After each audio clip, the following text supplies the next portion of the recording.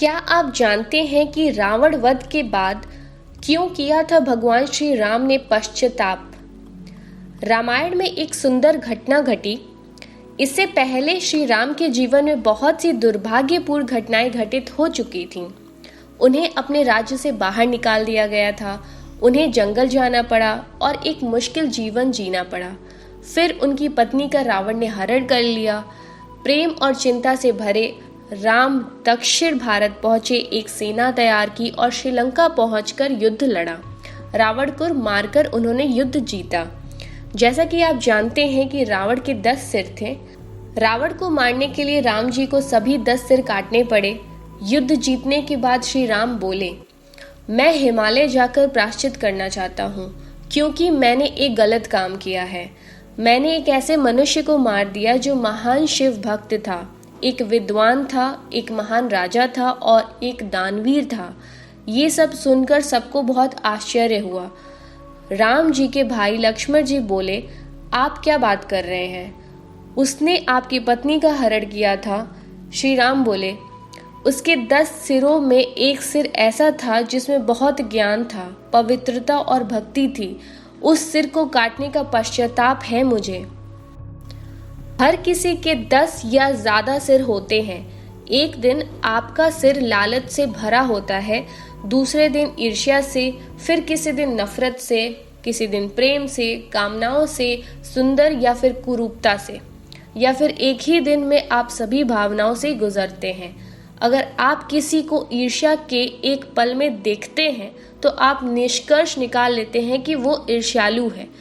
अगर आप किसी को लालच के एक पल में देखते हैं तो आप निष्कर्ष निकाल लेते हैं कि वह लालची है।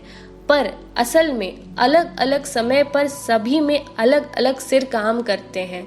सभी में कम से कम एक सिर प्रेम, सुंदरता, उदारता और करुणा का होता है। जो गलती लोग करते हैं वो ये है कि एक गुण या अवगुण की पहचान करने की जगह उस व्यक्ति की बुराई करते हैं। बुरा अवगुण है, व्यक्ति नहीं। श्री राम कहना चाहते थे कि इससे कोई फर्क नहीं पड़ता है कि रावण ने कितने बुरे काम किए हैं। उसमें एक आयाम ऐसा था जो कि एक जबरदस्त संभावना से भरा था। इस साधारण से नियम का पालन करें। जब भी आपको किसी में कुछ गलत दिखे तो आप उस अवगुण की बुराई करें, न कि उस व्यक्ति की। अगर आप अपने जीवन में इस विवेक को शामिल कर लेते हैं तो आप अपने बोझों से मुक्त पा लेंगे। जब आप दूसरों के साथ ऐसा करेंगे तो आपके साथ भी ऐसा होगा। श्री राम बहुत ही अच्छे बोध वाले मनुष्य रहे हैं।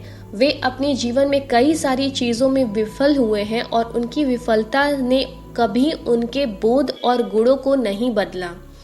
किसी ने एक बार कहा था, प्रेम एक ऐसा पुरुष और स्त्री के बीच होता है जो एक दूसरे को नहीं जानते। ये तभी सही है जब आप एक सारहीन और आलोचनात्मक या फिर नासमझी भरा जीवन जीते हैं। वरना आप जितना किसी को जानते हैं उतना ही अधिक प्रेम और करुणा आप में जागना चाहिए। जब आप उनके सभी संघर्ष जान जाते हैं तो आप समझ जाते हैं कि वे भी आपकी ही तरह मनुष्य हैं। श्री राम ने ऐसे मनुष्य को मारने का प्रायश्चित किया जिसने उनकी पत्नी का हरण किया था और कई सारे बुरे काम किए थे। फिर भी श्री राम ने रावण के इस सर को पहचाना जो कि सुंदर था। श्री राम एक बहुत अच्छे बोध वाले मनुष्य हैं और इसीलिए उनकी पूजा की जाती है। जीवन ने उनके साथ चाहे जो भी किया, वे हमेशा से उससे ऊपर रहे हैं। श्री राम से सीखें। मैं चाहती हूँ कि आप श्री राम का ये उदाहरण पूरे साल याद रखें। अगर आप में व्यक्ति की बुराई करने के बजाय गुणों को पहचानने की समझ है तो ये आपको लाइफ टाइम काम आएगा। गुलाब के पौधों में गुलाब से ज़्यादा कांटे होते हैं, पर हम फिर भी उसे गुलाब का पौधा कहते हैं, कांटे का नहीं, क्योंकि हम सुंदरता को देखते हैं। आम के पेड़ में आम से ज़्यादा पत्ते होते हैं, पर फिर भी हम उसे आम का पेड़ कहते हैं, क्योंकि हम फलों की मिठास को देखते हैं। हर मनुष्य में मिठास की कम से कम एक बूंद तो होती ही है। हम उसे क्यों नहीं देखते? कृपया हर किसी के साथ ऐसा ही करें। ऐसे लोग जिन्हें आप भयानक मानते हैं, उनमें भी मिठास की एक बूंद को पहचानने का प्रयास करें। जब आप उनमें मिठास को पहचानेंगे तभी आप में भी मिठास झलकेगी। श्री राम का व्यक्तित्व बहुत ही सराहनीय है, हम सभी को उससे सीखना चाहिए। रावण ने उनके साथ कितना भी गलत किया, बट उन्होंने उसको मारने के बाद उसको सज़ा तो दी, साथ ही में उसके अच्छे पहलू को भी दर्शाया और उसकी रिस्पेक्ट करी। सो गाइज, यहाँ पे वीडियो समाप्त होती है। आशा करते हैं कि आपको पसंद आई होगी। अगर पसंद आई है तो प्लीज़ इसे लाइक, शेयर और सब्सक्राइब ज़रूर करें। Thanks for watching. Please stay tuned with the next video.